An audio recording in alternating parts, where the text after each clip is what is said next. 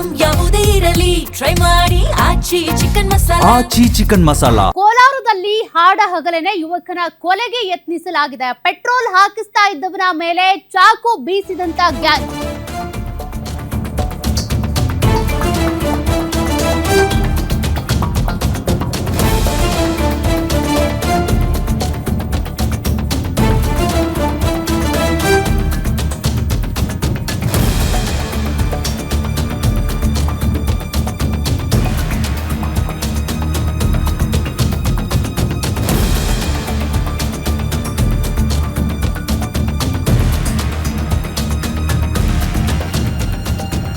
ಬಂಗಾರಪೇಟೆ ಪಟ್ಟಣದ ದೇಶಿಹಳ್ಳಿಯ ಬಳಿ ನಡೆದಿರುವಂತಹ ಘಟನೆ ಇದು.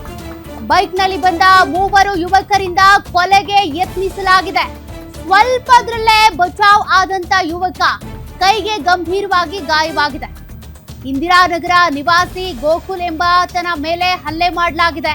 ಸ್ಥಳಕ್ಕೆ ಬಂಗಾರಪೇಟೆ ಪೊಲೀಸರು ಭೇಟಿ ನೀಡಿ ಪರಿಶೀಲನೆ ನಡೆಸಿದ್ದಾರೆ. ಪೆಟ್ರೋಲ್ ಹಾಕಿಸ್ತಾ ಇದ್ದ ಸಂದರ್ಭದಲ್ಲಿ ಆತನ ಮೇಲೆ ಗ್ಯಾಂಗ್ ಈ ರೀತಿಯಾಗಿ ಹಲ್ಲೆ ಮಾಡಿರೋದು. ಕೊಲ್ಬೇಕು ಅಂತಾನೆ ಬಂದಿದ್ರಂತೆ, ಬಟ್ ಆತ ಬಚಾವಾಗಿದ್ದಾನೆ. ಕೈಗೆ ಗಂಭೀರವಾಗಿ ಗಾಯವಾಗಿದ್ದು ಆಸ್ಪತ್ರೆಯಲ್ಲಿ ಚಿಕಿತ್ಸೆ ಪಡ್ಕೊಳ್ತಿದ್ದಾನೆ. ಪೊಲೀಸರು ಈಗಾಗಲೇ ಭೇಟಿ ನೀಡಿ ಪರಿಶೀಲನೆ ನಡೆಸಿದ್ದಾರೆ. ಆಸ್ಪತ್ರೆಯಲ್ಲಿ ಆತನ ಸ್ಟೇಟ್ಮೆಂಟ್ ಪಡ್ಕೊಂಡಿರುವಂತಹ ದೃಶ್ಯಾವಳಿಗಳನ್ನ ನೀವು ಗಮನಿಸ್ತಾ ಇದ್ದೀರಿ.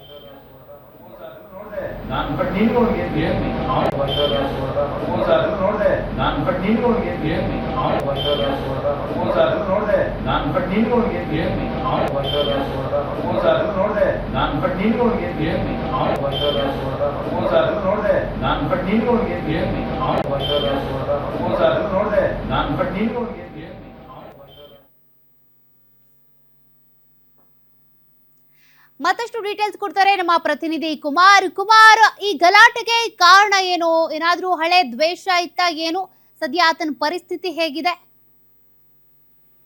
ಹೌದು ಸೌಖ್ಯ, ಏನು ಆಡಾಗಲೇ ಸಹ ಪೆಟ್ರೋಲ್ ಬಂಕ್ ನಲ್ಲಿ ಪೆಟ್ರೋಲ್ ಹಾಕ್ತಾ ಇದ್ದಂತಹ ಒಂದು ಯುವಕನ ಮೇಲೆ ಒಂದು ಗಂಭೀರವಾಗಿ ಒಂದು ಲಾಂಗ್ ಒಂದು ಮಚ್ಚಿನ ಮೂಲಕ ದಾಳಿ ಮಾಡಿರುವಂತಹ ಘಟನೆ ಇಡೀ ನಗರ, ಬಂಗಾರಪೇಟೆ ನಗರವನ್ನೇ ಬೆಚ್ಚಿ ಬೀಳಿಸಿದೆ.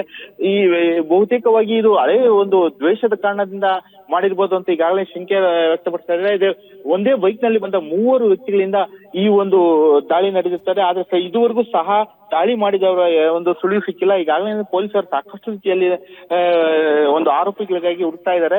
ಆ ಒಂದು ನಿಟ್ಟಿನಲ್ಲಿ ಇನ್ನೇನು ಪೆಟ್ರೋಲ್ ಹಾಕ್ಸಿ ಇನ್ನೇನು ಮುಂದೆ ಬರುವಂತಹ ಒಂದು ಮಟ್ಟಿಗೆ ಏಕಾಏಕಿ ಒಂದೇ ಮಟ್ಟಿಗೆ ಒಂದು ಲಾಂಗ್ ಅನ್ನ ಬೀಸ್ತಾರೆ. ಲಾಂಗ್ ಬೀಸಿದಂತಹ ಒಂದು ಇದರಲ್ಲಿ ಗೋಕುಲ್ ಎಂಬುವರು ಸಂಪೂರ್ಣವಾಗಿ ಬಲಕ್ಕೆ ಬಾಗದಂತಹ ಸಂದರ್ಭದಲ್ಲಿ ಕೈಗೆ ಇದಾಗ್ತಾರೆ. ಕೈಗೆ ಗಂಭೀರ ಗಾಯ ಆಗಿರೋದು.